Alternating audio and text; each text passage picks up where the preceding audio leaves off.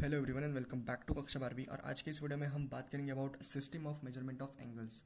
जैसा कि हमने 03 लेक्चर में देखा था कि सेक्साडेसिमल सिस्टम, जिसे हम इंग्लिश सिस्टम भी बोलते हैं, और डिग्रीज में हमने एंगल्स को मेजर किया था। तो उसी तरह से सेंटीसिमल और फ्रेंच सिस्टम और ग्रेड सिस्टम में हम मेजर करने वाले हैं। इस सिस्टम में बेसिकली हम मेजर करने वाले हैं एंगल्स को ग्रेड्स में। ओके, तो जब हमने सेक्साडेसिमल सिस्टम पढ़ा था तो वहाँ पर हमने देखा था कि वहाँ पर भी हमने राइट एंगल ट्रायंगल ही लिया था कुछ इस तरीके से, लेकिन वहाँ पर हमने 90 पार्ट्स किए थे। अगर आपने वो लेक्चर देखा है तो बहुत बढ़िया बात होगी, अगर नहीं देखा है तो भी बढ़िया बात होगी, मैं आपको समझा दूंगा। सबसे पहले हम देखेंगे कि सेंटीसिमल सिस्टम और फ्रेंच सिस्टम में जो ग्रेड्स है हमारे, वो कितने पार्ट्स में डिवाइड होते हैं। तो जैसा कि हमने सेक्साडेसिमल सिस्टम में देखा था कि हमारा राइट एंगल था, one right angle is equal to, वो था 90 डिग्री के बराबर। लेकिन ग्रेड सिस्टम में ऐसा नहीं होता। उन्होंने क्या किया था ग्रेड सिस्टम में, जो हमारे फ्रेंच सिस्टम वाले जो लोग थे, उन्होंने क्या किया, उन्होंने एक राइट एंगल को 100 पार्ट्स में डिवाइड किया। मतलब कि one right angle is equals to 100 degree. ये जो सिंबल है 100 जी का, ये डिग्री का, सॉरी 100 ग्रेड का सिंबल है, सॉरी 100 ग्रेड का सिंबल है। One right angle is equals to 100 grade. यहाँ पर ग्रेड में मेजर होगा सभी, क्योंकि यहाँ पर हमारी है ग्रेड सिस्टम।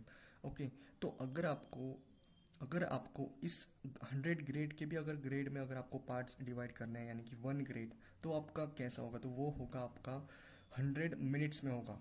100 में ही होगा, लेकिन मिनट्स में होगा उसका कन्वर्जन। अगर ग्रेड को भी अगर आपको मेजर करना है, वन ग्रेड के भी आपके कितने पार्ट्स हो सकते हैं, तो वो हो सकते हैं 100 मिनट्स। अगर आपको 1 मिनट के भी पार्ट्स करने हैं तो वो हो गया आपके 100 सेकंड। तो इसी तरह से आपकी सेंटीसिमल सिस्टम जो है, यानी कि फ्रेंच सिस्टम, वो अपने एंगल्स को मेजर करते हैं। लेकिन ये जो सिस्टम है हमारे लिए उतनी इफ़िशिएंट नहीं है, इसीलिए हम बढ़ रहे होंगे आगे हमारे सर्कुलर सिस्टम के बारे में, जो कि हमारी रेडियन सिस्टम। तो वो सबसे ज़्यादा यूज़ होने वाली है आपके क्वेश्चंस और प्रैक्टिस के लिए, आपके एग्ज़ाम में भी वो यूज़ होने वाली है। तो शुरुआत करते हैं हमारी सर्कुलर सिस्टम के बारे में। अगर आपको सेंटीसिमल सिस्टम समझ में आ चुकी है तो हम आगे बढ़ते हैं। हम अभी बात करेंगे about radian system. Radian system यानी कि सर्कुलर सिस्टम में जो हमारे एंगल्स हैं वो किस तरीके से मेजर करते हैं, वो हम आज बात करेंगे। तो सबसे पहले मैं आपको बता दूं कि रेडियन सिस्टम में एक प्रॉपर्टी आपको पता होगी। वो प्रॉपर्टी आप जानते हैं, 10th क्लास से पढ़ते हैं, लेकिन मैं एक बार ये डेफिनेशन पढ़ के आपको बताता हूँ कि रेडियन सिस्टम एक्चुअली में है क्या। The angle subtended by an arc of a circle whose length is equal to the radius of a circle at the center of the circle is equal to a radian। Okay, मतलब कि इसका कहने का मतलब यही था कि angle subtended bye an arc. Okay, तो आर्क आपको पता होगा, ए से लेके बी तक जो है हमारा वो आर्क है। और angle subtended bye an arc at the centre of a circle, और जो वो एंगल सबटेंड करेगा वो होगा, और जो रेडियस होगी आपकी, अगर वो आर्क लेंथ के बराबर है, तो वो जो एंगल सबटेंड करेगा उसे ही हम रेडियन में मेजर करेंगे। वो जो एंगल होगा हमारा वो रेडियन होगा। तो मतलब कि सिंपल में आपको याद क्या रखना है, आपको याद यही रखना है कि अगर आपकी जो रेडियस है जो कि आर है, और अगर इस रेडियस के बराबर की लेंथ का अगर हम यहाँ पर आर्क ड्रॉ करेंगे, और इस आर्क में जो हमारा एंगल मेजर होगा वो आपका डी रेडियन में मेजर होगा, और वही आपका जो एंगल होगा वो रेडियन होगा। ओके, तो सिंपल है कि जो हमारा ये थीटा है वो 1 रेडियन है। ये हो गई आपकी रेडियन की डेफिनेशन। और अभी हम देखेंगे कि जो हमारे रेडियंस है वो किस तरीके से हम कन्वर्ट कर सकते हैं, और रेडियंस मतलब कैसे हम उनको निगोशिएट कर सकते हैं, देखते हैं हम आगे। मैं आपको फिर से एक बार समझाना चाहूँगा सर्कुलर सिस्टम के बारे में। तो रेडियन किसे कहते हैं हम, in the system the unit of measurement of system measurement is a radian. In the system the unit of measurement is a radian, और इसे हम डिनोट करते हैं सी से, small C on the top of any symbol. Okay, तो सबसे पहले अगर आपने रेडियस आपको पता है आपकी आर है, और अगर इसी रेडियस के लेंथ का अगर हम आर्क ड्रॉ करें पूरे सर्कल पे, ए से लेके बी तक हो सकता है, ए से लेके सी तक भी हो सकता है, और जब हम इन्हें ज्वाइन करेंगे तब जो एंगल फॉर्म होगा उसे हम कहते हैं रेडियन। तो अभी हम बात करेंगे about how much is 1 radian. Okay, 1 radian हम किसे कहते हैं, और 1 रेडियन का जो हमारा फॉर्मूला होता है वो भी हम देखने वाले हैं, अभी हम कवर करेंगे। तो सबसे पहले हम शुरुआत करेंगे हाउ मच इज़ 1 रेडियन। सो अभी हम बात करेंगे about how much is 1 radian.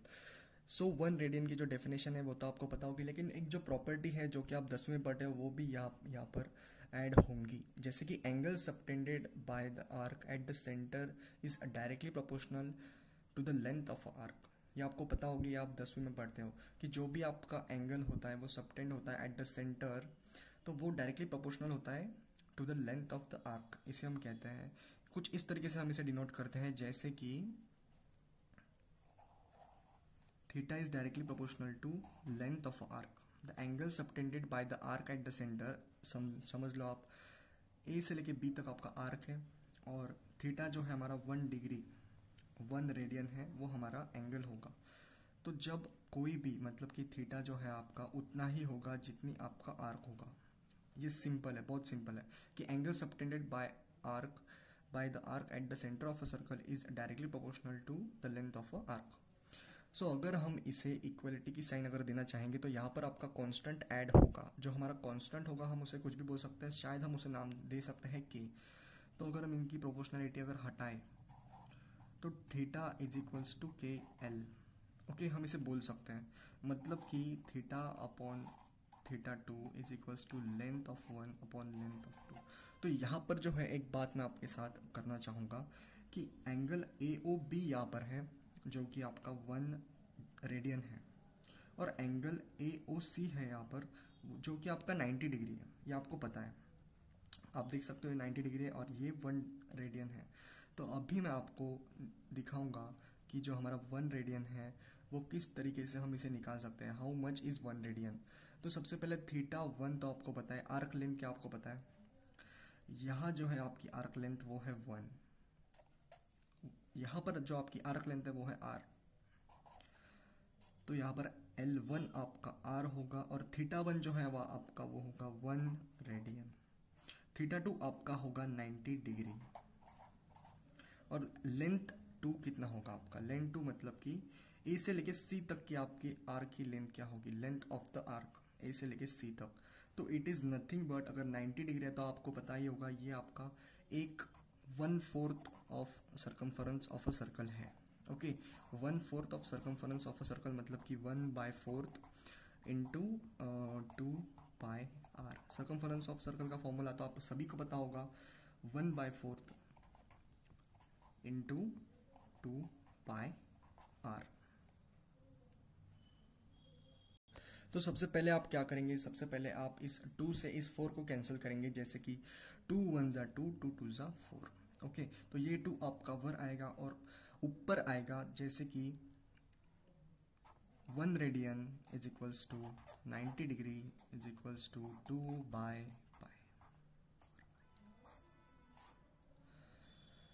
और अगर हम इसे सॉल्व करेंगे तो आपका pi radian is equals to 180 degree होगा।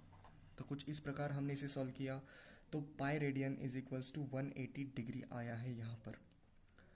सो pi radian is equals to 180 degree, मतलब कि अगर हम देखेंगे तो जो हमारा पाई रेडियन की जो वैल्यू है वो होगी 180 डिग्री।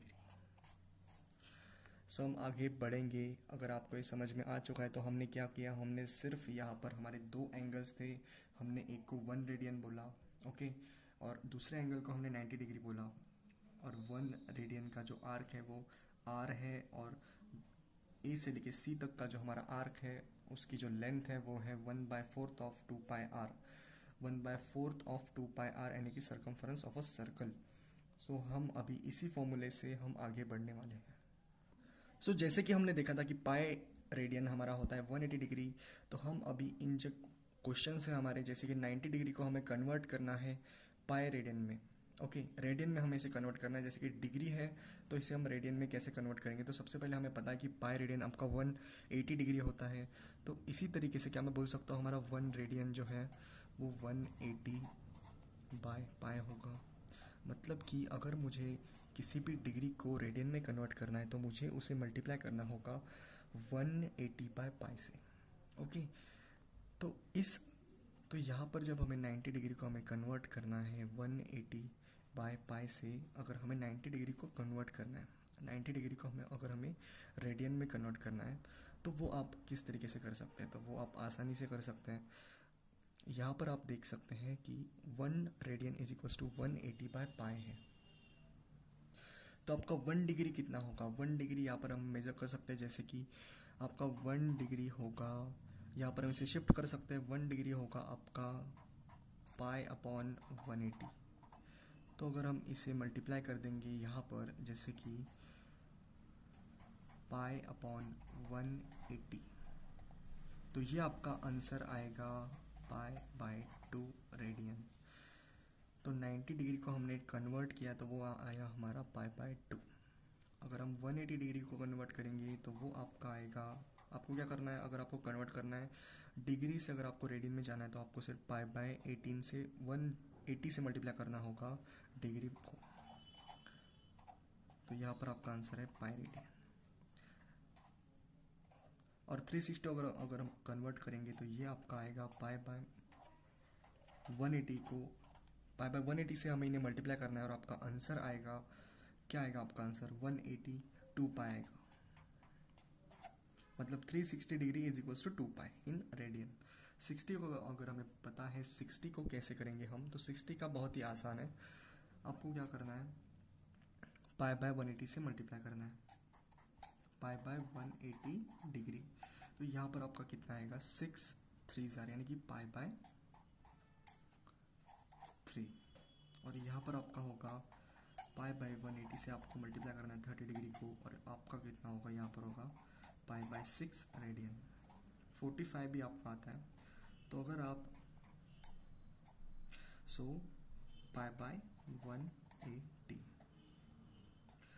जैसे कि हमने देखा 45 डिग्री को अगर हमें कन्वर्ट करना है, इस क्वेश्चन का आप आंसर आप होमवर्क दे सकते हैं 45 डिग्री को अगर आपको कन्वर्ट करना है तो। इसी के साथ हम समाप्त करते हैं इस सेशन को। अगर आपको डिग्री और रेडियन में अगर कन्वर्जन आ चुका है, सीख चुके हैं अगर आप, तो इस सेशन को हम समाप्त करते हैं। और 45 डिग्री आपका रेडियन में क्या होगा ये आपको होमवर्क में बताना है। तो इसी के साथ समाप्त करते हैं। All the very best.